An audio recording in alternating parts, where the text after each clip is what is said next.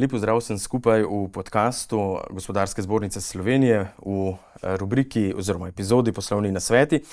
Tokratni gost je človek, ki je iz Slovenije pravzaprav ustvaril eno bolj prepoznavnih svetovnih zgodb na področju membranskih in napihljivih konstrukcij. Podjetje danes deluje v več kot 70 državah sveta pravzaprav.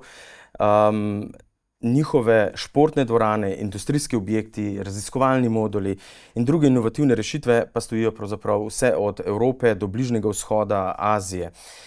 V našem zadnjem podcastu pred poletjem, torej z veseljem gostimo Dušana Olaja, ustanovitelja podjetja Duol, sicer pa dolgoletnega direktorja, ki je pred kratkim po več kot 3 desetletji vodenja podjetja izvedel tudi enega zahtevnejših prehodov, torej predajo vodenja naslednjih generacij. Sicer pa je Dušan tudi prejemnik nagrade Gospodarske zbornice Slovenije za izjemne gospodarske in podjetniške dosežke. Gospod Olaj, dobrodošli v studiu. Hvala za vabilo. Pravimo doma gospodarstva, kot rečemo tele stavbi. Veseli smo, da ste danes z nami, da ste si uspeli najti ta čas. Morda začniva pri začetkih, Danes podjetje Duol poznamo kot globalno podjetje, ampak vsaka uspešna zgodba, verjetno tudi vaša, se je začela davnega leta, verjetno precej bolj skromno, kot pa jo lahko vidimo danes. Kaj je bil tisti trenutek, pravzaprav, oziroma tako, kam segajo začetki podjetja Duol? No, zdaj začetki, jaz bom tako rekel, začetki segajo v začetek 90-ih let prejšnjega stoletja, tisočletja, se pravzaprav ne morem spomniti. Ko je prišlo do nekega razmišljanja, odlična državna služba, v enem mesecu narejena letna realizacija, potem pa 11 mesecev nekega vegetiranja. Mogoče je bil to razlog, ambicioznost še dodana in pa nek pravi moment. Vse to je potem botrovalo tej odločitvi, da sem se opogumil in rekel, to je to. Od zdaj naprej bom sam sebi šef in direktor in sem odšel na svoje. Zdaj, kdaj konkretno, Se pravi, tisti trenutek, ko sem nehal razmišljati, zakaj nekaj ne bi naredil in začel razmišljati, zakaj nekaj bi naredil. To je bil prelomni trenutek. Se morda spomnite, kje je bil tisti trenutek? Ko pravzaprav ste prepoznali, to bo moja podjetniška pot. A ste imeli že na začetku neko to vizijo, želim si oblikovati podjetje, ki bo mednarodno in tako naprej? Ali je bila ta ambicija, da se je verjetno razvijala postopoma? 90. leta v Sloveniji, to je bil čas, ki je dopuščal neko izjemno možnost preskoka. Velika večina nas, podjetnikov tistega časa, mogoče smo bili eksistenčni podjetniki. Se pravi, sebi smo hoteli ustvariti neko materialno bazo, nekaj, na podlagi česar bi potem gradile bodoče generacije. Se pravi, vsekakor je bil ta eksistenčni naboj, ki ga jaz danes absolutno pogrešam, ker ta je bil potem osnova tiste trmoglavosti na celotni poti. Zdaj konkretno pri meni je bil to moment, ko sem videl, da tisto, jaz sem bil izjemno dober igralec tenisa, z problemi igranja tenisa v zimskem času, tako je prišlo do tega, da sem se spoznal z temi tehnologijami oziroma možnostjo graditvijo začasnih objektov. In ko je prišlo do prvega takega momenta v stiku z beloruskim prijateljem, ki je hotel tako dvorano v Belorusiji, sem rekel, okej, se pravi, zdaj pa vidim mimo in ven iz Slovenije. Slovenija je premajhna, zunaj je nekaj, kar to rabi, to je bila potem tista odločitev. Ta je tudi zahtevala, seveda, tujina je takoj zahtevala tudi mene kot celega človeka, se pravi, ni bila več možna neka hibridna varianta delovanja, ker jaz sem v tistih 90 letih pravzaprav delal 2 posla, se pravi 16 do 20 ur na dan, 2 službi, ko sem osnoval to podjetje. Kateri projekt pa vam je odprl, recimo, vrata na svetovni trg? Pa zdaj, pravzaprav že ta prvi projekt je bil prestižni projekt. To je bila teniška dvorana za beloruskega predsednika Lukašenka. ki je še danes predsednik. Tako. In sicer izziv je bil izjemen. V 3 mesecih je bilo potrebno zgraditi teniško dvorano, ki je Minsk ni imel, za obisk kazahstanskega predsednika Nazarbajeva, ki je prihajal na obisk. Oba, in Lukašenko in pa Nazarbajev, sta bila goreča igralca tenisa. No, mi smo to naredili. Res, da z velikimi problemi, še ob 4 popoldne sem pomagal polagati umetno travo noter v tisto igrišče, ob 6 sta prišla na igrišče, odigrala in po končani igri sem dobil vabilo, da grem v Alma-Ato, pri čemer absolutno nisem imel pojma, kje se nahaja mesto Alma-Ati, sploh v kateri državi je. In v 3 mesecih po tej prvi dvorani smo dobili že naročilo za drugo dvorano. In tako se je ta cikel začel. Potem je ukrajinski predsednik Kučma priletel na obisk kazahstanskemu predsedniku in je 3. dvorana stala v Kijevu. Da ne rečem, da je potem Jelcin priletel na obisk Kučmi in je stala 4. dvorana v Moskvi. In to je bil efekt potem snežne kepe na sicer enem relativno omejenem trgu. Več bo spregovorila sicer potem še v nadaljevanju, pa vendarle, ko takole pripovedujete, je bil kakšen trenutek, ko ste dvomili, ali bo podjetju uspelo? Dvomu nisem nikoli. Dvom ubija. To zanesljivo, tega sem bil sicer že prej navajen kot šolan igralec šaha, je ena od stvari, ki jo režejo pri šahistih, to je dvom.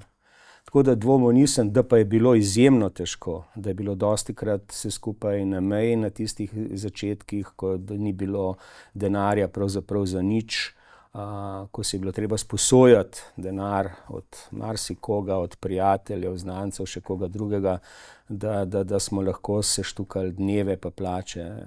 Taki trenutki so pa bili. Ampak dovolj danes seveda ni več podjetje, ki gradi le športne dvorane, teniške, s katerimi ste začeli.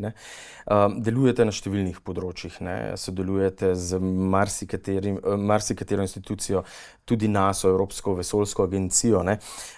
Kako bi danes pravzaprav opisali podjetje Dovolj? Še vedno je to tisti osnovni princip. En izdelek ali pa ena tehnologija v svet. To je bil začetka moj cilj. Nisem želel ukvarjati se z marsikatero zadevo na marsikaterih trgih, ampak sem rekel, tisto, kar bom razvil skupaj s kolegi seveda in sodelavci, tisto želim, da nas zaznamuje skozi prostor in čas. In točno to smo tudi naredili. Pravzaprav smo z nekim izdelkom, ki je bil v 90-ih letih namenjen začasnemu prekritju, sezonskemu prekritju neke športne površine, dali vsebino. Danes so to v bistvu objekti, nekateri od teh objektov, ki so prejeli arhitekturne nagrade, so prestižni v pogledu napram fiksnim objektom in tako naprej. Da ne govorimo o diverzifikaciji. Iz teh športnih dvoran smo šli mi v industrijo, šli smo v evente, smo ne nazadnje v vesoljski energiji, vesoljski tehnologiji, energetiki, pravzaprav odpirajo se vedno in nove možnosti. In to, kar je najbolj zanimivo, pravzaprav ogromno je še tudi neizkoriščenih možnosti, ravno pri uporabi teh tehnologij. No, ravno to bi bilo moje naslednje vprašanje. Glede na to, kje vse ste prisotni, kje vidite še razvojni potencial, torej v prihodnje? Zdaj, dve stvari sta. Ena, ki je malo bolj dolgoročna, to je vsekakor osvajanje vesolja, kjer smo zelo z projektom razvoja prvih habitatov na Luni in na Marsu, ampak to je projekt, ki prvič ta trenutek finančno absolutno se ne izplača. Tukaj pravzaprav gradimo svoje tehnološko znanje, gradimo svoje ime za neko bodočnost. Segment, ki je izjemno zanimiv v tem trenutku, vsekakor pa je energetika. se pravi skladiščenje energije, energetski objekti, ne nazadnje tudi glede na trenutno geopolitično situacijo v svetu, tako imenovani dual use, se pravi objekti za mirnodobno uporabo in vojaško uporabo. Tudi tu smo za svojimi začasnimi nastanitvami izjemno pomemben igralec na evropskem trgu. Zdaj se trudimo, da bi šli tudi na svetovni trg. No, malce ste se že dotaknili, ne? Svet se zelo močno spreminja, ne? Postaja zelo nestabilen, vidimo, kaj se dogaja v naravi, ne? Klimatske spremembe, zdaj tukaj imamo tudi povsem drugačne geopolitične razmere, varnostna vprašanja postajajo zelo pomembna, ne? Tudi energetska. Kateri od teh globalnih trendov pa dejansko recimo na vašo panogo najbolj vplivajo, ne? Oziroma tudi bodo morda v naslednjih 10 letih? Se s tem spreminjajo tudi potrebe vaših kupcev, naročnikov? Pravzaprav, ko si ti enkrat globalni igralec, oziroma ne bom rekel, da si globalni igralec, ko si upoštevajoč ravno to geopolitična tveganja, razpršil tveganje na celotno zemeljsko oblo, potem neki lokalni konflikti ali pa neki lokalni geopolitični problemi ne povzročajo motenj v delovanju, ne. Je pa res, da v tem trenutku je ogromno nekih vprašanj in jaz mislim, da danes, ko planiraš oziroma ko kalkuliraš lastno ceno nekega izdelka, to ni več vhodna cena surovin, dela, davkov, dajatev in ostalih stvari, ampak vsekakor je potrebno vedno bolj upoštevati tudi geopolitična tveganja, tako imenovani risk management, ne. Težava, ki se nam dogaja v zadnjih oziroma po covidu pravzaprav, v tem post-covidnem obdobju in danes je, če smo prej reševali enačbe z znanimi neznankami, ne, potem smo danes soočeni s tem, da rešujemo enačbe z neznanimi neznankami. Se pravi, ko se zbudiš v novo jutro, ti pravzaprav popolnoma nič več ni jasno, kako se bo dan razvijal in na kaj vse boš mogel računati, na kaj prej nisi računal. In to zdaj v bistvu tudi je naloga menedžerja, ne. Ker če menedžer je plačan za to, da zna predvideti tisto, kar običajno računalnik ne zna predvideti, ali umetna inteligenca recimo ne zna predvideti. Poleg podjetniške vloge, ne, opravljate tudi funkcijo predsednika Slovensko-arabskega poslovnega sveta pri Gospodarski zbornici Slovenije. Zato imate seveda tudi zaradi tega, ne, precej dober vpogled v dogajanje na Bližnjem vzhodu, tam seveda tudi poslujete. Kako danes pravzaprav ocenjujete razmere v svetu in ta vpliv na samo gospodarstvo? Nekaj ste že dejali, ne? Bolj ko si globalno usmerjen, manj vplivajo morda neke lokalne zadeve, pa vendarle. Ja, zdaj, če se omejim ta trenutek na najbolj aktualno temo svetovnega gospodarstva, se pravi konflikt v zalivu, če pogledamo ta trenutek tudi v luči dogodkov včeraj, danes, se pravi podpisanega mirovnega sporazuma in nadaljevanja teh pogajanj, potem je to neka nova realnost, ne. V zalivu je dejansko s tem, kar se je zgodilo, duh ušel iz steklenice. Arabski svet je vsa ta leta, od 50 let naprej, živel z tem tveganjem. Ne misliti, da je kogarkoli v arabskem svetu to, kar se je zgodilo, presenetilo. Absolutno ne. Arabski svet zna planirati, zna predvidevati, ne. In jaz tudi mislim, da tudi ta trenutni rezultat tega miru ni zgolj posledica pogajanj Američanov in Irancev, ampak ima globoko v ozadju, je močno delala tiha diplomacija in pa predvsem ta izjemen investicijski kapital, ki je ostal vajet v tem trenutku, v tem konfliktu. Namreč, ko se mi pogovarjamo o investicijskem potencialu zaliva, to je 4.000 do 6.000 milijard dolarjev denarja, ki je ta trenutek kar naenkrat soočen z nekimi tveganji. Kapital nima rad, bom rekel, tveganji, česarkoli. V tem primeru se takoj želi preseliti. In tudi ena stvar, ki se je zgodila v zalivu, ne, ta trenutek je ogromno investitorjev odšlo že iz zaliva, pomikajo se naprej proti Singapurju, proti Vietnamu, proti Maleziji, na drugo stran proti Latinski Ameriki, proti Čileju, in vse to so bili triggerji za to, da se poskuša vplivati na te glavne akterje v tej zalivski krizi. Je pa zdaj motnja, za Slovenijo ta motnja ne pomeni nič. Tudi bom zdaj rekel za Evropo relativno malo, zdaj če pogledamo sam gospodarski osnovni vidik, je pa nekaj drugega. Vsekakor bo pa to vplivalo na ceno energentov in posledično bo to pritisk na inflacijo in vse ostale zadeve. In tle je Evropa v izrazito slabem položaju, ker je energijski miks, se pravi tista potrebna energija, ki jo Evropa potrebuje za proizvodnjo, je praktično vezana zelo močno na same zalivske države. Kaj pa recimo, ključno v teh razmerah, ki smo jim priča z vidika ohranitve poslovanja na Bližnjem vzhodu? Videli smo zaprte užine, sam konflikt vojaški seveda vpliva na pretok različnih tudi dobrin. Ostati. Kako je na primer bilo pri vas? Ostati je potrebno. Ja. Kako ustrajati, kako ste vi obvladovali ta tveganja? Mi smo že, ko imaš enkrat 30 let izkušenj, ko imaš za sabo XY kriz, ki smo jih mi imeli, pa zdaj če pogledam, za nas najbolj kritično obdobje v poslovanju Dola je bilo leto 1998, ko se je zrušil ruski rubelj. Takrat smo razumeli dve stvari, da ne moreš biti odvisen samo od enega trga, in drugič, kar smo takrat naredili, ostali smo, ne glede na strahovite izgube, ki smo jih imeli, smo ostali na tem trgu. In to nam je Rusija mnogokrat poplačala. Se pravi, s tem ti dobiš zaupanje. Enako danes velja v zalivu. To, kar se dogaja, je motnja. Ampak, zdaj, če se boš umaknil, ko se umakneš, narediš dve napaki. Prva napaka je, sprostiš prostor nekomu drugemu, ki bo zanesljivo vstopil na mesto tebe v tisti segment. Drugič pa, zbudil boš nezaupanje pri poslovnem partnerju. In Arabci so kot narod izjemno občutljivi na to. Za njih je posel pravzaprav šele druga komponenta poznanstva. Prva je osebno prijateljstvo, osebni stik, vzbuditev zaupanja, šele potem pride na vrsto posel. Tako da absolutno priporočilo je tisti, ki le more in zmore, naj ostane na trgu, naj se ne umika.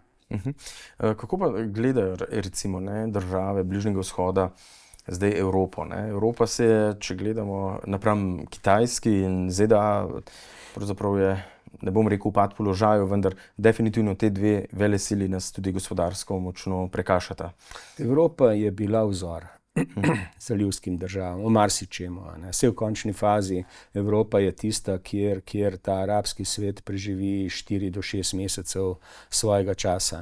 Se pravi, kamor se umakne v poletnem času, se umikajo v Evropo. Ampak definitivno Evropa, če se pa pogovarjamo o gospodarskem potencialu, je Evropa preteklost. To je potrebno razumeti. Kitajska je prihodnost, Evropa je preteklost. Izgubljena konkurenčna prednost, ker ne nazadnje, kljub prijateljstvu, je cena tisti druga komponenta posla, ki ga sklepaš, je cena in kvaliteta. In tu Kitajska strahovito radira vso tisto razliko, ki jo je imela do tega, da bi dohitela Evropo. Kitajska že lep čas ni samo dohitela Evropo, ampak jo je prehitela v vsem. Ko govorimo o kulturi, naprimer, Bližnjega vzhoda, vi jo zelo dobro poznate. Katera predstava recimo o arabskem svetu je po vaših izkušnjah najbolj napačna?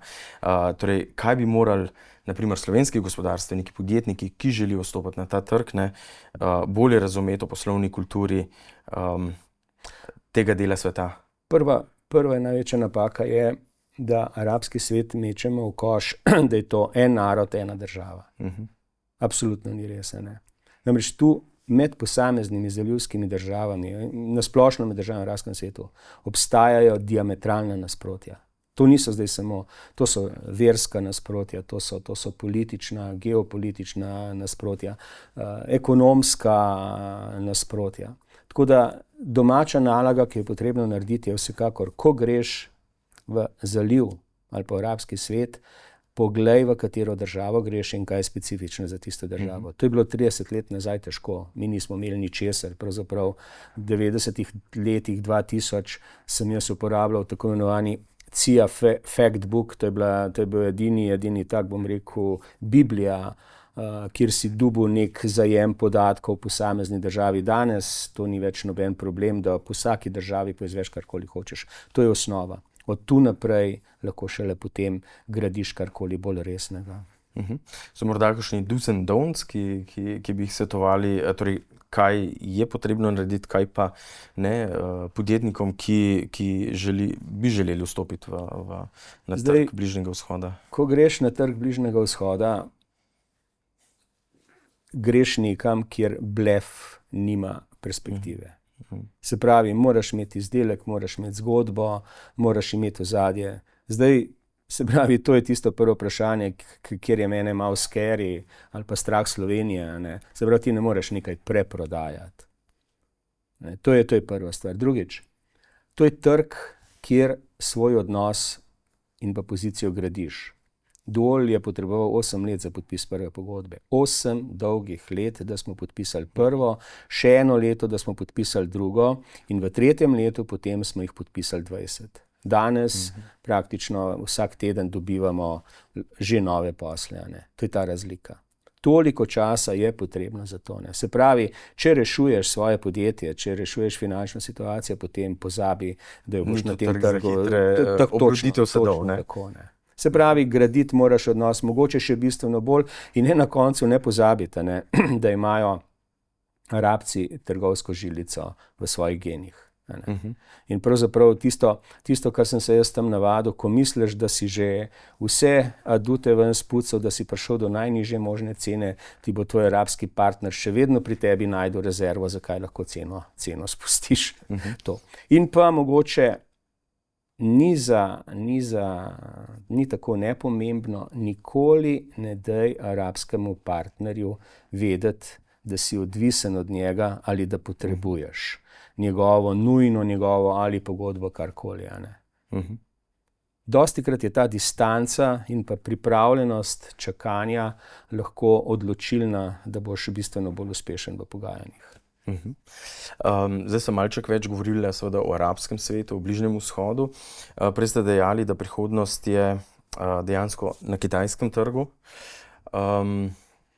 Seveda slovensko gospodarstvo temelji še vedno v večini na evropskem, v zadnjih letih na srečo diverzificiramo, bom rekel, izvoz tudi na druge nove trge.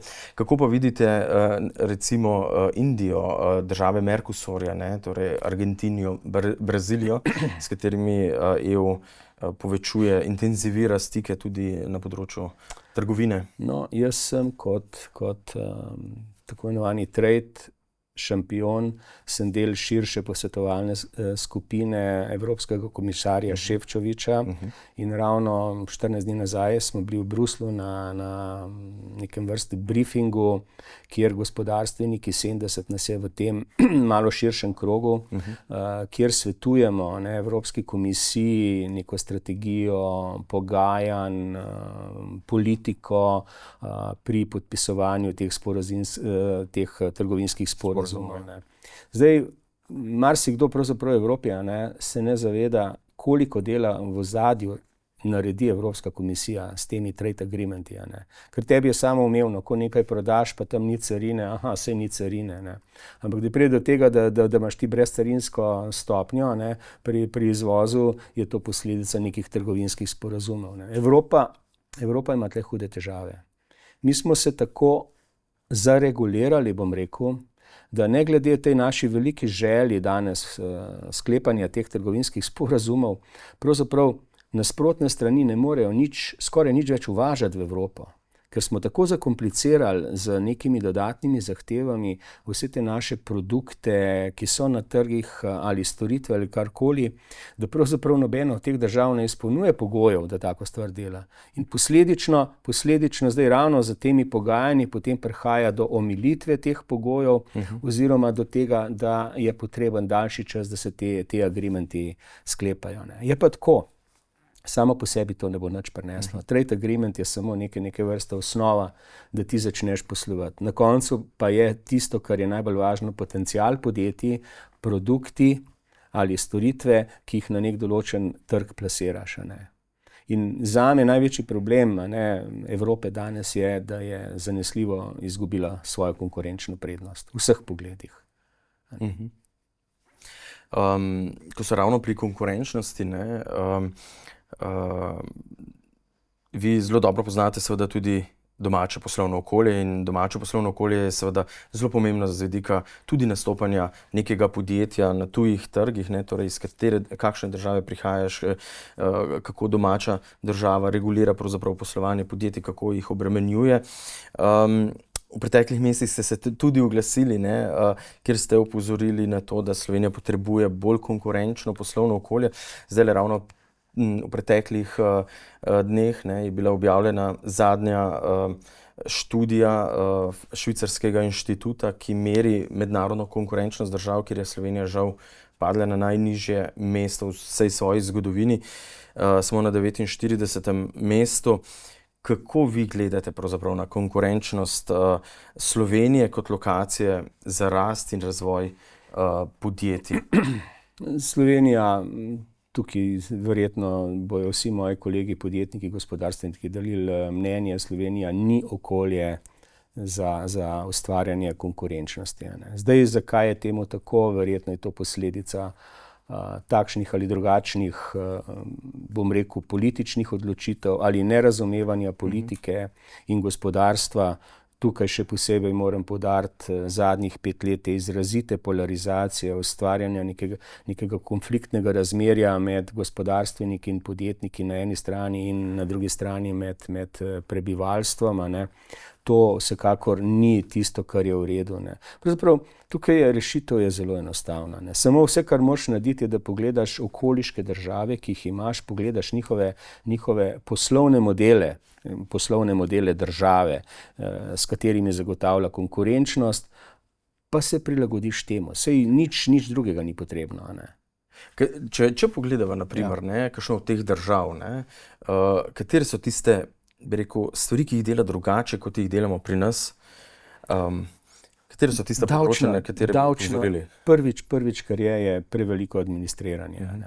Se pravi, prepočasnost, prevelike administrativne ovire za poslovanje podjetij, obremenitev dela, se pravi davčna obremenitev, stroški dela, potem nezmožnost relativno hitro zagotavljati, če govorimo o investicijah, problem z gradbenimi dovoljenji, potem zaposlovanje tujcev. To so tisti osnovni. Zdaj, ker velika večina, dostikrat gre mimo. Slovensko gospodarstvo ne ustvarja problema iz naslova višjih davkov v tem smislu. Dostikrat je večji problem, kako se denar, ki se pobere iz naslova teh davkov, troši. Tu imamo zelo velik razkorak med željami in pričakovanji. In zdaj pa tisto, kar pa mene najbolj skrbi, je, mi smo relativno visoko obremenili delo. Pustimo zdaj, koliko je obremenjeno, je obdavčeno premoženje. Ampak pravzaprav na drugi strani mi nismo naredili niti ene resne strukturne reforme še. In zdaj, če pogledamo, da strukturne reforme bodo stale denar, potem je vprašanje, od kje boš ta denar vzel. Ob tem, da imaš zlato pravilo v ustavi, ob tem, da Evropa gleda na tvojo bilance in tako naprej. Smo delo in gospodarstvo že predvsem obremenili. Točno tako. Jaz ne vidim več, kje je možno še pobirati, oziroma pobirati je možno tako, da bo še bolj obremenil gospodarstvo na eni strani, ali na drugi strani, da boš začel posegati v neke socialne pravice, socialne transfere in ostalo, kar pa seveda zopet vemo, k čemu lahko pripelje. In si tudi na nek način ne želimo, ne, glede na to, da Slovenija je socialna država, to je ena od, bi rekel, dobrobiti, ne, ampak vendarle, ne, zato je potrebno tudi nekaj ustvariti najprej. Ne. Točno tako, ne. Saj, pravzaprav mi dostikrat, da se razumemo, ne, mi vse potrebujemo.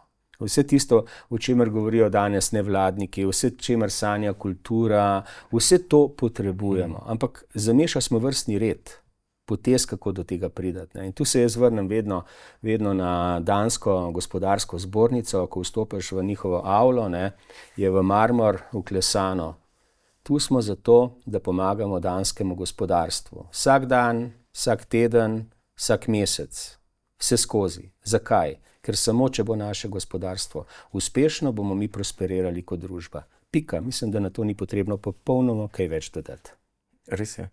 To, kar ste prej upozorili, da bo potrebno pogledati tudi na to stroškovno stran oziroma porabo države, ne, na to opozarjajo tudi slovenski ekonomisti, priznani Mrak in podobni, ne, da je čas, da tudi to naredimo, ne samo ves čas obremenjujemo zaposlene in gospodarstvo. Ne. Nekdo jih mora poslušati. Pa eno je poslušati, drugo je pa potem iz tega povleči nauke. Tako. Kje vidite največje, recimo, razvojne priložnosti Slovenije, ki jih ne izkoriščamo dovolj? Zdaj, če pogledam, mislim, da smo v tem trenutku za umetno inteligenco v nekem prelomnem trenutku za svetovno ekonomijo tako in drugače. Ne. Znanost ali pa dosežki nikoli niso bili bolj demokratizirani, kot so danes. Se pravi, pravzaprav vsakdo, ki ima dostop do interneta, ima praktično enak dostop do česarkoli. In tu smo ta trenutek možno prvič izenačeni lahko tudi z največjimi. In od tu naprej je potrebno graditi. Ne. Se pravi, nove tehnologije, novi know-howi. Problem Slovenije, ki ga jaz vidim, absolutno premalo stimulirano, je vlaganje v patente, inovacije, v razvoj in raziskave. Ne. Aplikativna znanost je na psu, ne glede na vso deklarativno pomoč, za katero pravimo, da jim dajemo, zaradi tega, ker zame so vse te aplikativni patenti in ostale zadeve namenjene temu, da nekdo postavlja fascikle nekam v omaro, ni pa nobene uporabne vrednosti v praksi. Ne. To je en segment, na katerega je absolutno potrebno poseči. Potem ničelna davčna obremenitev start-upov, podjetnikov. Če hočeš ustvariti bazo tistih, ki bodo jutri postali neto plačniki v proračun, potem jim moraš omogočiti to. In na najlažji način jim to omogočiš tako, da jih razbremeniš davčnih bremen. Če si ne splačuje dobička, potem ga tudi jaz ne bom obdavčil. Vse v končni fazi denar, ki se vrti znotraj podjetja, ustvarja dodano vrednost v podjetju. Ta dodana vrednost v podjetju jutri, ko boš ga obdavčil, ti bo toliko več prinesel. To so tako elementarno enostavne stvari, da jaz resnično ne morem razumeti logike, da do tega ne pride. Večkrat ste dejali, ne, da Slovencem ne manjka znanja, ne, in bi rekel neke tudi te tehnične ali pa proizvajalske odličnosti. Ne. Znani smo potem, da znamo dobro narediti, zato smo tudi v teh dobaviteljskih verigah zaželen, bi rekel, partner. Ampak tudi Umar zdaj pravi, ne, da to ni več dovolj. Ne. Za preboj bo potrebno več. Mislim, da ste večkrat rekli, ne, potrebujemo in manjka nam več ambicioznosti. Vsekakor. Zakaj je to po vašem mnenju potrebno? Glede, če pogledaš krvno sliko slovenskega izvoza, Slovenija izvaža, mislim, da ne več kot 1000 podjetij. Če pa pogledaš tiste, ki smo realni izvozniki, nas je manj kot 100. Zdaj, ko se vpraša, zakaj jih ni več, potem se vprašaš, da verjetno ne zaradi tega, ker nimajo kaj izvažati, prvič, drugič, ali pa ker niso konkurenčni. In zdaj, če temu dodaš še to, da je Slovenija kot okolje ustvarja skozi državno porabo tako imenovani odvisna podjetja. Podjetja, ki pravzaprav niti ne potrebujejo zunanjih trgov, ker so recimo zadovoljna za tistim, kar lahko planirajo nekaj let naprej skozi domačo potrošnjo, potem nujno prideš do tega. Ne. Zdaj, tukaj pridemo seveda potem do tiste ambicioznosti, do tega pravzaprav vse ti ni treba, da greš ven, ker ti je v Sloveniji dovolj lepo, ne? In skozi to potem ostaneš tam, kjer si. Je to bolj posledica tega komfortnosti, torej biti v neki zlati kletki, dovolj imam, ni potrebno, zakaj bi se trudil več, ali je tudi vprašanje tukaj pomanjkanja tega tveganja, da preveč previdno poskušamo poslovati, da se ne upamo tvegati? Zdaj vse skupaj je spet povezano s tem okoljem. Ne? Mi smo relativno mlada država. 35 let časa je absolutno premalo, da se nekdo nauči vseh veščin, oziroma da rečemo, da je na trgu, kjer je borba. Ne? Ker v Sloveniji, da skozi razpise, skozi načine pridobivanja sredstev in skozi te zadeve pravzaprav neke resne borbe ni. Ne. Prava borba je, ko greš ti nekam v Skandinavijo na razpis, ko greš v Kanado na razpis, kjer dejansko v mednarodni konkurenci takoj vidiš, kako se kaj dogaja. Ne. In zopet ni potrebe za to. In zdaj druga stvar, ki pa seveda je, ne, podjetja, ki so vezana na en trg, v bistvu niso ekonomsko neodvisna, so ekonomsko odvisna. Ne? In niti ne znajo razmišljati drugače. Zdaj, kaj narediti? Jaz mislim, da slej ko prej, ali bo skozi državno porabo ali kakorkoli prišlo do tega, da bo podjetje prisililo, da pogledajo zunaj svojih meja in tam poskušajo delati, kar bo zanesljivo, potem pa je potreben določen čas, da se boš ti navadil, kako to poslovati v tujini. Seveda, in če se vrnem nazaj, seveda, vse skupaj je potem posledica v tem trenutku ambicioznosti. Premajhne ambicioznosti, previdnost za moje pojme ni tisto, kar je. Ker biti previden zunaj, nimaš biti kaj previden. Greš na razpis, saj nimaš v bistvu kaj izgubiti. Ne? Se mi zdi, da je tukaj problem nekako naše miselnosti, oziroma je problem tudi morda v menedžmentu, v voditeljstvu slovenskih podjetij, da smo premalo ambiciozni? Zdaj, to je tako. Ne? Zdaj, če gledam jaz sebe, jaz sem tipični primer ziheraša. Se pravi, 3-krat premisli, preden boš nekaj naprej naredil, ampak seveda delam zunaj. Ne? Težko bi zdaj sodil drugih, ampak verjetno nekaj je na tem. Neka kombinacija. Ja. Kaj se vam zdi, da bi morali narediti, bom rekel, da ne bomo govorili samo o državi, nekaj sva že rekla, torej o podjetjih, ampak predvsem, kaj bi morali narediti tudi podjetja, pravzaprav ne nazadnje tudi menedžment slovenskih podjetij, da gremo, tako kot pravi Umar, da bi šli od teh proizvajalcev, bom rekel, nekih delov znotraj nekih dobaviteljskih verig dejansko med ustvarjalce. Prej smo rekli, poslovno okolje bi moralo bolj spodbujati raziskave, razvoj, inovacije, ta del, zmanjšati birokracijo. Ampak tudi na strani gospodarstva verjetno je potreben kakšen premik. Umetna inteligenca tukaj omogoča. Ne, vsekakor je, mislim, v vsakem primeru umetna inteligenca, dovolj je danes praktično, mi smo celo več kot 85% danes smo vodeni s pomočjo umetne inteligence kot podjetje, ampak mi smo se s tem ukvarjali že 5 let nazaj, ker smo se morali s tem ukvarjati, da smo sklatali obratovalne stroške in stroške poslovanja v tujini. Mislim, da tisto, kar manjka veliki večini slovenskih podjetij, je, da ne naredijo domače naloge, preden se lotijo nekega tujega projekta ali pa tujega trga. Zame osebno je 90% dela potrebno opraviti, predno se ti spraviš na neki trg. Ker potem, ko si ti se odločil, da greš na neki trg, potem so stvari znane. Ve se, komu greš prodajati, ve se, za kakšno ceno greš prodajati, to je že tehnicizem. Ampak vse tisto prej, zakaj, kje so moje konkurenčne prednosti, kdo so moji največji konkurenti, kam posežt v neki distribucijski verigi, vse to je pa domača naloga. Za vami 35 let vodenja podjetja. Ko danes gledate nazaj na to prehojeno podjetniško pot, katera poslovna odločitev vam je povzročila pravzaprav največ neprespanih noči? Rekli ste, sam sem ziheraš. Kjer je bila največje tveganje? Veliko jih je bilo. Mislim, tista, ki mi je povzročila največ neprespanih noči, je vsekakor odločitev za to, da sem šel v podjetništvo. če se malce pošalim. Zdaj težko rečem, ogromno jih je bilo.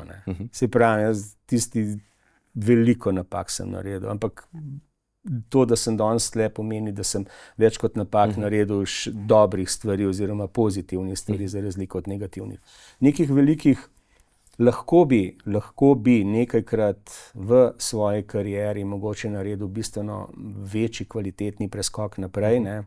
Pa ga nisem, ker ga nisem znal zračunati. In ker nikoli nisem hotel groziti poslovanja podjetja od tistega leta 1998 naprej, sem v bistvu zaviral takrat v tistih časih te stvari. In pa predvsem meni osebno nikoli Duol ni bil cilj ene generacije. Točno se ve v Duolu od vsega začetka. Jaz ustvarjam in sem ustvaril neke pogoje za to, da naslednja generacija, ki pride, lahko gre v fazi 2 v kapitalizacijo tistega, kar smo v fazi 1 delali. In zato fazo 2 bo prišla faza 3, faza 4 in tako naprej. Se pravi, moje delo je proces. Če pogledam, mene je v življenju zaznamoval šah. In dostikrat pravim, meni je žal, da v slovenskih šolah, pa že v vrtcih, bi morali otroke učiti igranja šaha. Ne? Ker šah je nekaj izjemnega, kar ti lahko da v poslu. Pa samo, če greva, prvič, šahu ni blefa. Drugič, šah te nauči potrpežljivosti. Ne moreš zmagati s prvo potezo in počakati moraš, da nekdo pred tabo potegne. Tretjič, vedno, ko nekdo potegne potezo, se vprašaš, zakaj je nekdo nekaj naredil. In odgovor na zakaj ti da vedno potem tudi pravilno pot naprej. Ne? Vse to so tiste stvari, ki jih dostikrat v poslu jaz danes pogrešam pri marsikaterem od svojih kolegov, ko vidim, da divjajo nekam, grejo naprej. Ker če pogledam na teh 30 let mojih sopotnikov, marsikoga ni več. Mislim, še vedno so živi. Ampak niso pa več poslovno aktivni zaradi tega, ker jih je preprosto posel odpeljal naprej. Jaz sem vedno v Duolu, sem jaz vodil posel in nikoli posel ni vodil mene. Če ostanemo pri šahovskem žargonu, ste kdaj potegnili, se spomnite, kakšne poteze, ki bi jo danes potegnili drugače? Če bi bila še enkrat ta možnost? Mogoče bi, ampak spet, s tem znanjem, ki ga imam danes, bi verjetno lahko, če bi se še enkrat lotil Duola, 2-krat hitreje bil na cilju, kot sem zdaj. Če bi. Ampak s tem znanjem in izkušnjami, ki ga imam. To je pa edina razlika. Ker ne moreš. Jaz pravim, v poslu potrebna je sreča, absolutno. Zdaj, ali sem planiral, da bo Duol tak? Ne, nisem planiral. Če bi rekel, da sem planiral, to je do nekega trenutka, se planira, vse naprej potem, to, kar se danes dogaja v Duolu, je efekt snežne kepe. Pravzaprav to, kar mi počnemo, je bolj, da pazimo, kako se ta kepa vali, kot pa to, da jo poskušamo delati večjo. Neka organska rast, tako, naravna. Tako. Če ostanemo morda še malček pri voditeljstvu, kdaj je vodja po vašem mnenju najbolj preizkušen, ko podjetje raste ali ko se sooča s težavami? Na nek način verjetno so težave tudi del rasti, ne? Mislim, zdaj vodja, ko podjetje raste, potem je ta voditeljska funkcija, da se ti think tank pa ostalo, mogoče v samem smislu vodje ni toliko pomembna. Ko je pa podjetje srednje veliko, problem Duola danes je, da je absolutno prerasel okvire mojih znanj in kompetenc, tudi zato se umikam, zaradi tega, ker korporativno upravljanje podjetja je nekaj popolnoma drugega kot upravljanje malega podjetja.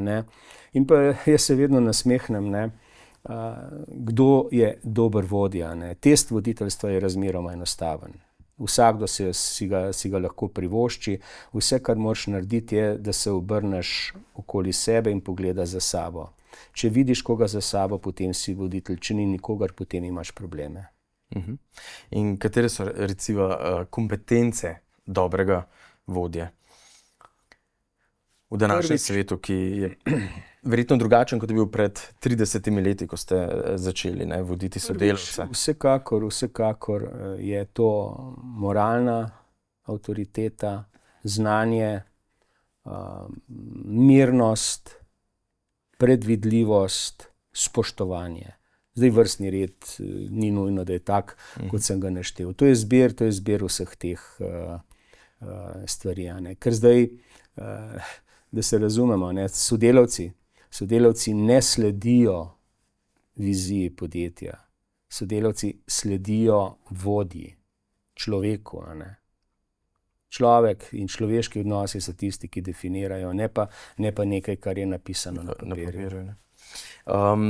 Letos ste po več kot 30 letih predali vodenje podjetja sinu Anžetu. Številni podjetniki pravijo, da je to verjetno ena najzahtevnejših nalog podjetnika v življenju. Kdaj ste prvič začeli pri vas razmišljati o nasledstvu? Pravzaprav bo to že kar 8 let nazaj. Anžej ni bil predviden za naslednika Duola, niti jaz, bom rekel, 10 let nazaj nisem resno razmišljal o nasledniku kot takem. Bolj smo razmišljali, oziroma bolj sem takrat razmišljal o profesionalizaciji direktorske funkcije, o delni prodaji podjetja, kot o možnostih recimo nadaljevanja Duola. Ko pa se je Anžej, ki je pravzaprav diplomiran politolog, mednarodni odnosi, za katerega je oče mislil, da ga bo lepo posadil v neko lepo plačano službo nekje zunaj, brez skrbi za vsakodnevni cash flow podjetja, in ko je prišel do mene, je rekel, jaz želim ostati v Duolu. Smo začeli ta proces prenosa nasledstva, ki je trajal 8 let. Nekaj sem prebral, da ste se, kot ste rekli, dolgo časa in dobro pripravljali. Kako so izgledale te priprave? Najprej tako, da je šel Anžej skozi popolnoma vse faze, se pravi organizacijske in poslovne faze delovanja Duola, od vseh funkcij, ki jih je možno imeti podjetij, dotaknil se je vsakega delovnega mesta, določen čas tudi preživel na tistem delovnem mestu, do zadnjih 2 let, ko je že začel sedeti zraven mene in prevzemati odločitve, do zadnjega leta, ko pravzaprav so že vse odločitve, ne glede na to, da sem še vedno jaz bil direktor, že bile njegove. In tudi imela sva do mojega odstopa zdaj, ko je moj vpliv na Duol, to ta trenutek pred kamerami povem, enako 0,0. Še vedno velja pravzaprav tako. Sem zaželjen sogovornik, ko me nekdo vpraša za mnenje, jaz lahko podam svoje mnenje, vendar nimam absolutno nobene pravice ali kompetence, da se moje mnenje upošteva. Procesira ga druga ekipa in odloča o tem druga ekipa. Zdaj, mogoče mi je še malček tako v to lažbo, da v veliki večini še vedno sprejemajo moje nasvete, ampak vidim, da rapidno tudi to pada dol. Kaj je bil pravzaprav pa najtežji del te odločitve o predaji podjetja naslednji generaciji? Čisto nič. Najtežjega dela, to, kar je zanimivo, to, kar me marsikdo sprašuje danes, pa kako lahko karkoli iz rok spustiš. Ne vem, meni je to ravno obratno. Jaz sem bil šokiran, ko smo podpisala pri notarju ta prenos direktorske funkcije. Kakšen kamen, kakšno breme se je zvalilo ven. To je neverjetno, jaz tega ne znam opisati. Ni besede, ki lahko, da bi opisal lahkost, neizmerno lahkost, oziroma kako težko je to moralo biti teh 36 let to breme na nekomu. To je tisto, kar me o tem še danes razmišljamo, frapantno, ko vidim, ker ko si noter in ti tega ne vidiš, ti tega ne razumeš, preprosto zate je to nekaj popolnoma normalno. Ko pa enkrat stopiš na stran, pa z drugimi očmi pogledaš, je pa to nekaj popolnoma drugega.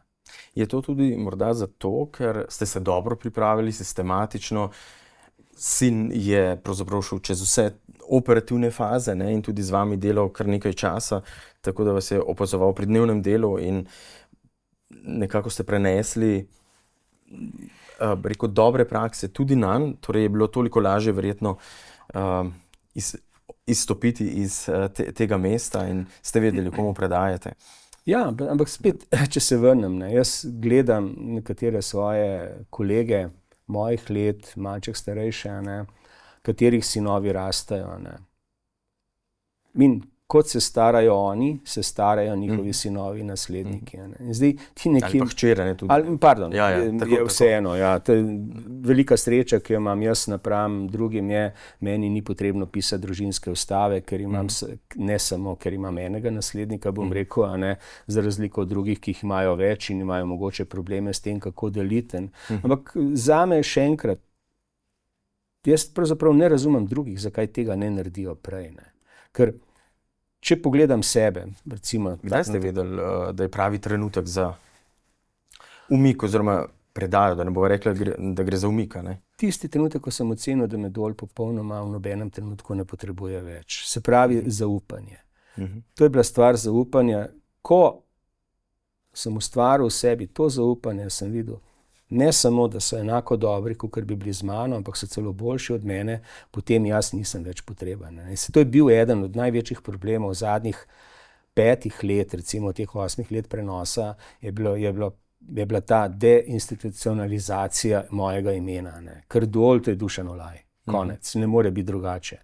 To že lep čas ne velja. Zadnjih 5 let sigurno ne, je dol podjetje, ki nima pravzaprav razen seveda lastništva nobene veze z Dušanom Olajem. Ne. In tudi zdaj moje nadaljevanje te zgodbe je, predana je direktorska funkcija, zdaj v relativno kratkem času bo v celoti predano še tudi in urejena lastniška razmerja, tako da, ko se jaz umaknem, jaz računam, da v roku 1 leta bo moj umik iz Dola 100% in absolutno pretrgane vse vezi z tem podjetjem.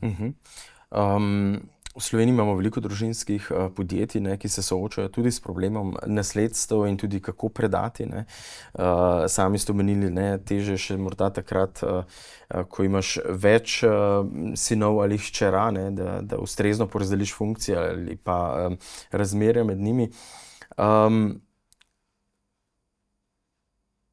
Kakšni so po vašem mnenju pa seveda tudi izzivi, ne? Vi ste dali to čez prepleta družinskih odnosov, pa seveda poslovanja podjetja. Verjetno tudi ta del ni enostaven.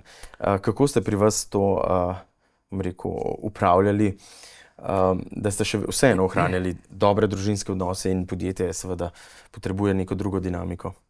Zdaj, ta prenos podjetij v Sloveniji, ne, če pogledaš, koliko so zdaj popularni seminarji, predavanja, okrogle mize, tako naprej, se je komercializiral. To, kar je meni v bistvu na nek način scary, ne, ker pravzaprav pri takih stvareh, če boš poskušal ukalupiti, tle ni pravila.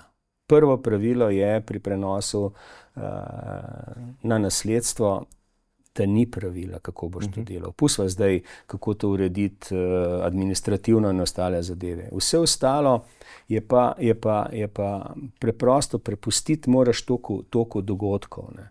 Ker tudi če pogledamo, to, kar je problem ponavadi, stil vodenja. Moj stil vodenja je popolnoma različen od stila vodenja, ki ga ima Anžej. Je vizija. A ne. In zdaj se pravi, eno je, če vizija podjetja sovpada za tistim, kar želim jaz in kar želi moj naslednik, ne, potem je to. Vse ostalo okoli je pa je treba prepustiti naravnemu toku. Ne. In tu jaz vidim v Sloveniji ravno za temi nekimi postulati, pravili igre, kako naj se to izvaja, da posiljuješ nek naravni proces, poskušaš ukalupiti v tok nečesa, kar je pravzaprav na koncu lahko naredi še večji problem. Dejstvo pa je, tudi jaz pravim, se tudi za Dol jutrišnjega dne statistično je več verjetnosti, da ne bo uspel prenos, kakor da bo, če velja to, da 70% podjetij, ali tukaj so sicer različne številke, od 60 do celo 85% podjetij ne uspe narediti kvalitetnega prenosa v prvi generaciji na nasledstvo. Ne. Tako da, jaz tukaj sem prepričan, da za Dol to ne velja. Ne. Za vse druge pa zdaj tisto, ne, domače, koliko je tu družina, koliko je posel povezan z družinskimi odnosi in tako naprej. Jaz se spomnim ene okrogle mize par let nazaj, ko so me vprašali, če lahko naštejem 3 prioritete v svojem življenju, ne. In sem naštel duol, družina, jaz, točno v tem vrstnem redu. Na splošno zgražanje v dvorani, kako sem si jaz upal podjetje postaviti pred družino. Ampak bom povedal iz čisto enostavnega razloga, ker sem povedal po resnici, to tako je. Duol je bil z mano 24 ur na dan. Tudi takrat, ko sem bil z družino. Zanesljivo pa takrat, ko sem bil z duolom, družina ni bila v moji glavi, ker sem se ukvarjal z duolom. Torej, če pogledam, je temu tako, ne. In zdaj tu naprej jasno je, če je to družinsko podjetje, potem je posel polinkan z zasebnim življenjem in obratno, ne. Zdaj, tisto, kar je, ponavadi, saj jaz nikoli slabih stvari nisem vlekel na plano, če je bilo treba, ne. Tiste sem zadržal zase in če so bile dobre, okej, potem sem jih delil z ostalimi. Približno tako. Počasi se približujeva koncu najinega pogovora, pa mogoče nadaljujeva, bi rekel, od družine še k vam osebno, ne. Katera življenjska izkušnja, ko pogledate nazaj, ne, zdaj ste pravzaprav na koncu svoje poslovne poti, vsaj povezane z duolom, katera življenjska izkušnja vas je pravzaprav na nek način najbolj oblikovala kot človeka in podjetnika? Stiki in kontakti. 2000 pogodb, 2000 interakcij, 2000 pogajanj, 10 000, 50 000, 100 000 kontaktov. Se pravi, kontakti z drugimi ljudmi, z drugimi poslovneži, z drugimi kulturami, 75 držav sveta. To mi je dalo širino. Tisto širino, ki potrebuješ, ker če človek svoje odločitve sprejema na podlagi nekih vzorcev, je potem ravno ta širina, ki mi je bila dana skozi to poslovanje duolo, tiste moje največje bogastvo, ne. Ti odnosi, prijateljstva in ljudje, ne. Kako pa razumete uspeh v življenju po vseh teh 30 letih? Lahko rečete, da ste uspeli? Ja, zdaj, to je tako, ne. Nikoli pravzaprav si takega vprašanja nisem postavljal, ker nisem delal za uspeh. Delal sem, če rečem na začetku, zato da preživim, potem pa, ker smo morali delati naprej zaradi tega, ker je bila to inercija nečesa. Zdaj, če skozi uspeh gledam to, tisto, kar sem si na začetku zadal, da bom naredil, to sem naredil, ne. In zdaj, če je to, potem je to zanesljivo uspeh. In pa če pogledam sebe danes, po teh 30 letih, dobil sem, pravzaprav sem uspešen zaradi tega, ker sem krepko bolj moder, tudi krepko bolj siv, temu gremo vsi. Skuliran, pomerjan, finančno neodvisen, kar je zelo pomembno, zaradi tega, ker ti daje možnost potem, da zavzemaš svoje stališče, svoje mnenje. Imam kopico prijateljev, ne. In pravzaprav, če je to neko merilo uspeha, potem jaz mislim, da sem uspel. V vašem življenju igra pomembno vlogo tudi šport, ne? Že prej ste sami dejali, od šaha do tenisa, ne? Če se ne motim, tudi tečete. Kaj vam je šport pravzaprav dal tudi za podjetniško pot? Ogromno. Šah, tako, jaz pravim, šah je polovica zgodbe o uspehu duola, ne. Druga polovica, seveda, zdaj vse tista negativna energija, ki se je skozi poslovne poti, skozi vse nabirala, je bilo potrebno metati ven, kljub vsemu malček tudi kondicijo vzdrževati, zato maratoni, ultramaratoni, triatloni, Ironmani, ne. To je pa potem že neke vrste push-pull, ne. Ko sediš, ne vem, ko si na štartu neke take preizkušnje, kakor je Ironman, ki traja 12 do 16 ur na 160 obratih srca, ne. In si rečeš, ne dvomim, bom zmogel, in to narediš. Potem pravzaprav greš v posel in rečeš, če sem pa tisto tam naredil, potem pa verjetno lahko tudi to naredim, ne. In to je ta push-pull, ki te vzdržuje. Se pravi, pomikanje meja Ne preko meja, ampak pomikanje meja, do kam lahko sežeš. Ker ne moreš soditi o nečemer, česar nisi doživel ali preživel. Saj ne dovolj kompetentno. Jaz sem si vedno poskušal to mejo premikati in ravno zaradi tega potem tudi vsa ta širina, potem ekspanzija Duola ali pa recimo te športni uspehi. In pa tisto, kar je mogoče dejansko vse skozi bilo od prvega dne, nikoli nisem dvomil vase. Ker dvom vase ta ubija. Tukaj lahko samo to povem, mislim, da imam največ končanih Ironmanov v Sloveniji. Bil sem na 23 Ironmanih, 22 sem jih končal. Na 23 sem na štartu podvomil vase, sem rekel, mogoče pa jaz danes nisem pripravljen in ga nisem naredil. Naj tukaj poveva, če se ne motim, da ste eden redkih Slovencev, ki imate tudi naziv Six Star Finisher, ne? Ja, 6 velikih maratonov svetovnih. Tako. Ja. Tako da čestitke tudi za to. Kam se pa Dušan Olaj umakne, bi rekel, po svoj notranji mir, energijo?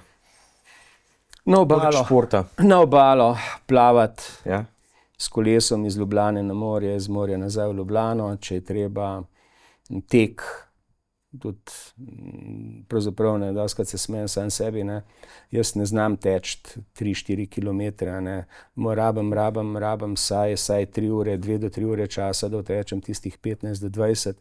Še vedno poskušam biti športno izjemno aktiven, zaradi tega, ker to mi je tudi ta moj lastni mir, ker po naravi dejansko, tudi to lahko povem, 30 let, jaz sem bil vedno solo igralec, volk samotar in tudi takrat so ponavadi nastale tiste največje ideje ali pa razmišljanja, ki so bila potrebna, da se je neka stvar rešila. Torej v času športa, ne? Tako. Sedaj ste podjetje predali sinu. Kakšni so vaši načrti za v prihodnje, kje vas bomo lahko še srečali? Jaz mislim, da zelo hitro se bo govorilo in pisalo o enem od novih projektov. Ja, pravzaprav imam malce več časa, ravno zaradi tega, ker sem razbremenjen teh operativnih stvari za te think tankovstvo, za razmišljanje. Imam izjemno velike načrte in izzive v energetiki in zopet v povezavi z Duolom. Tako da ena od bodočih stvari je tako imenovani Duol Energy in na tem bom delal. Ampak neobvezno. Torej zgodba še ni končana, ampak je pravzaprav bil to začetek neke nove, če tako rečemo. Pravzaprav ja, Duol je bil, tako bom rekel, če sva pri knjigi, potem bom tako rekel, Duol je bil uvod v knjigo. Zdaj začenjamo s pisanjem prvega poglavja. Super, odlično. Morda za zaključek, ker smo v podcastu z naslovom Poslovni nasveti, pa dajva tokrat zaključiti z 3 nasveti pravzaprav podjetnikom, ki so pred podobno odločitvijo predaje posla svojim naslednikom. Kaj bi mi svetovali, glede na vašo izkušnjo? Kako naj se tega lotijo, če strneva v 3 modre misli na svete? Mislim, da sem to povedal, ko sem postal podjetnik leta. To so taki 3 pregovori. Prva je, če hodiš po sledovih nekoga pred tabo, ga nikoli ne boš prehitel. Drugo pravilo, volka krmijo noge.